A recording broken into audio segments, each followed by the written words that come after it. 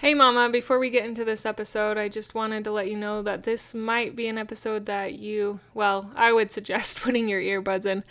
Not really an episode for children, as I'm going to be talking about intimacy in pregnancy and some ways to deal with that. And anyway, I always like to be forewarned when this is going to happen. I'm sure you've seen in the title, but just wanted to give you the heads up. Baby, it's cold outside. It is so cold here. We got a bit of snow in the night and it is just chilly. But doesn't that chilly weather kind of make you want to cuddle up to someone? I mean, if you're in the sick phase of pregnancy, this episode is probably not for you because when I was in that early sick phase, this is not how I felt. And I'll do a different episode about how I kind of had success in the intimacy area during that time, the first trimester, in another episode. But today I wanted to talk about finding success in intimacy during like the second trimester when things are a little bit better and how to kind of make that work a little bit better. For me, it has always been hard until this fifth pregnancy. I have come a long way and it's been a lot better. And I wanted to share those tips with you because I wish I would have known them like 4 pregnancies ago. Anyway, so let's jump into it. Without making drastic changes to their everyday mom life, and I can help you. Thanks for joining. So in the past, pregnancy has been a good excuse for me.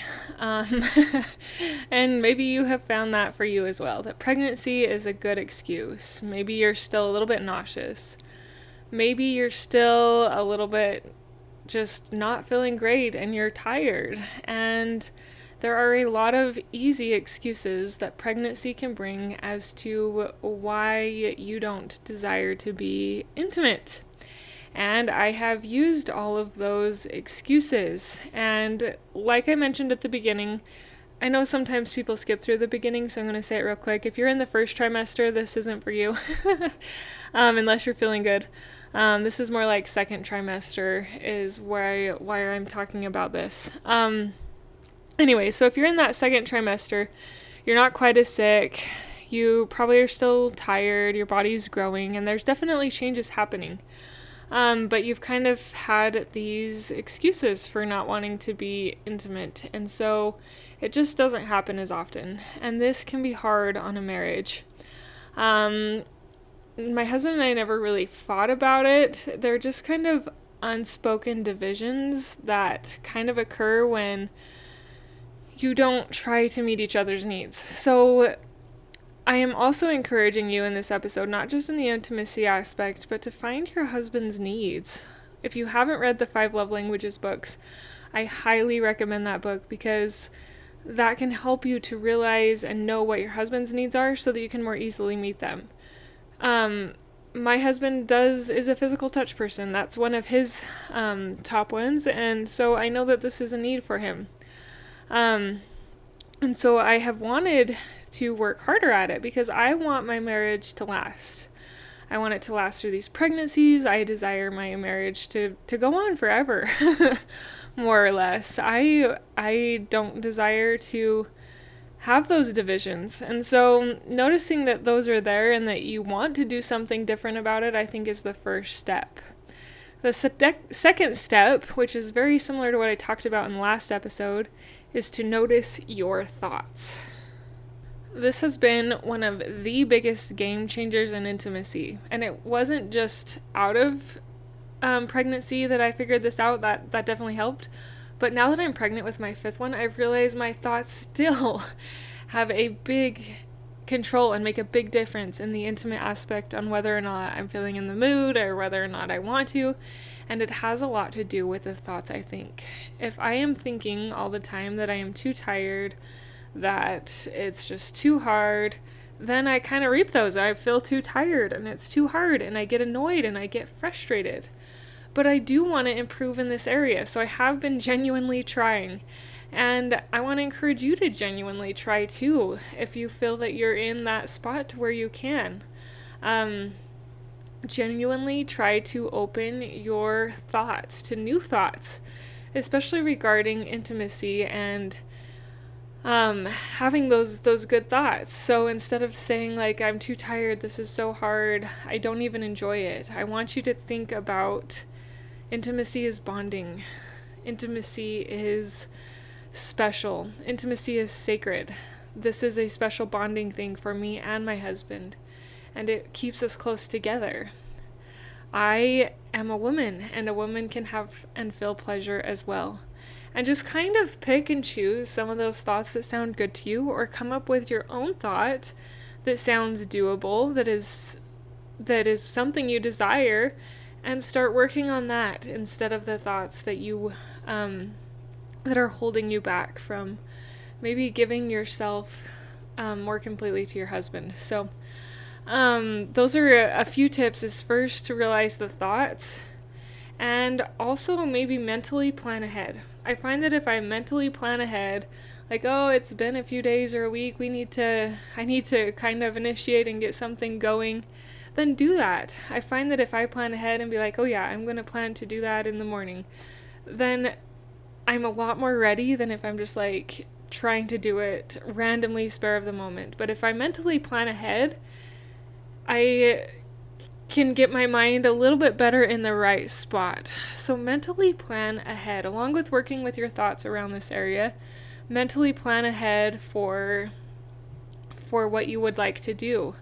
I know some women even set a specific time every week that they do that. For us, that just hasn't felt right. So we haven't done that. But some people find that there's great success in that, and you might as well. So those are a couple of things. But the biggest thing was just to notice your thoughts. If I shift my thoughts, I actually feel a lot more willing and open for that aspect of my marriage than if I am feeling and telling myself that I'm too tired, this is too hard, and so on and so forth. This does take intentionality. It does take practice, because there are going to be times where it's just trying. Like, there are times where it's just hard. But don't give up. Keep working and try hard, or try to make this aspect of your marriage better during pregnancy. Okay, one other thing that I wanted to tell you, and most of it this episode has to do with the thoughts you think, because they are so pivotal and so powerful in shaping our reality, our actions. And that is when you are with your husband and let's say maybe he starts to rub your arm, I want you to only think about being with your husband. Think about how it feels when he touches your arm. Do you like it? Does it feel good? Does it tingle? Don't be thinking about the kids or the pregnancy or the dinner or all the other plethora of things running through a mother's mind. This also is very difficult, especially for us women multitaskers who like to just always be thinking of the next thing and trying to have the next thing going and prepared, or at least thought about.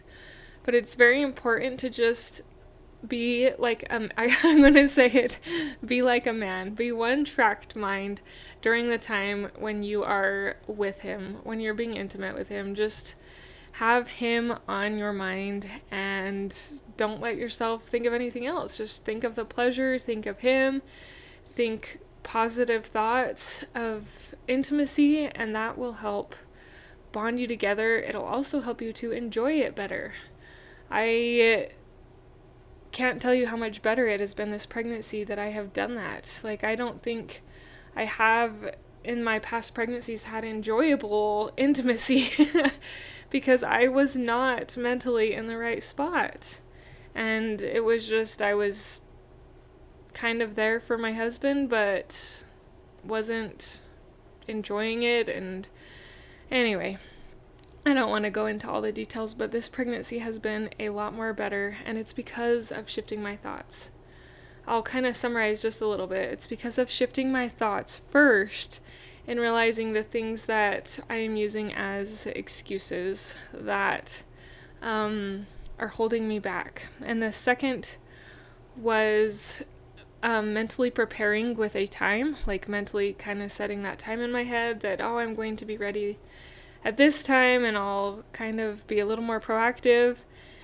And then the third was to, when you're with your husband in those moments, just only think about pleasure and being with him. Don't think about your list or anything else that comes to mind. Push them away and tell them you'll think about them later. It can be really uncomfortable to talk about these things. Even I still get uncomfortable, even though I have this podcast that is going out to the world. But it's important. It is an important part of your marriage. And I'm only talking about this because I've struggled with it. And I know that if I've struggled with it, there are other women who are struggling with it or have struggled with it as well. And some of these tips can help. And I hope that some of these tips do help you. Try implementing them. Pregnancy can just be a hard season. And if you want to find and feel more positivity during the season, I encourage you to look into my morning sickness mini course. It's a lot of mini videos, 42, to help you through that morning sickness time, but also it can carry you through like the second trimester, third trimester, and help you overall to have more positivity in your mind during pregnancy, which is not easy. These are tailored for pregnant women, and I have put a lot of time, a lot of effort, and a lot of thoughts into them. Even though it does sound simple, it is powerful. Anyway, that is the top link in the show notes if you're interested in that. And if you have any questions, reach out to me. My email is in the show notes. I also have a Facebook group and page called Pregnancy is Hard. And I'd love to try and help you with the mindset things I have learned. It's definitely changed my life for the better. I'm still working on things. I'm definitely a work in progress. Not every time intimacy is great, so I'm even still working in that area. But I have seen things get better, and I know you can too. So keep trying, Mama. Don't give up. It is small and simple things that bring great things to pass, and I am proud of you for trying. I'm proud of you for being here and listening and trying to better yourself and your mind during this pregnancy. Thank you for listening. Thank you for sharing. Thank you, most of all, for implementing, and I will catch you next time. Thank you for being a part of the Positive in Pregnancy and Motherhood podcast, for listening, for sharing, and most of all, for applying these tools into your own life to improve your own happiness so that you can find your own better thoughts for a better you in a positive pregnancy, in losing that stubborn baby weight, and becoming the mom you desire to be through taking small steps in thought and action to reach your goals. If you are a mother who has an inner desire to enjoy motherhood and pregnancy better, but you are having difficulty figuring it out, I can help you.